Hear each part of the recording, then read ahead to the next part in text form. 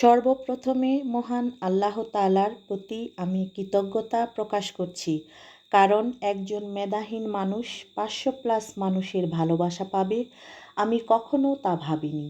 অচেনা অজানা দূর দূরান্তের লোক হয়েও আমাকে এত মানুষ ভালোবেসেছেন, এর জন্য আমি মুক্তামণি আপনাদের কাছে অনেক অনেক কৃতজ্ঞ। হ্যালো এভরিওয়ান, আসসালামু আলাইকুম।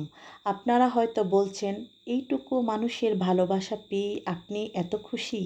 যেখানে 1 মিলিয়ন, 2 মিলিয়ন বা 10 মিলিয়ন মানুষের ভালোবাসা অনেকে পায়, সেখানে আপনার মাত্র 500+ মানুষের ভালোবাসা, এটা আর এমন কি?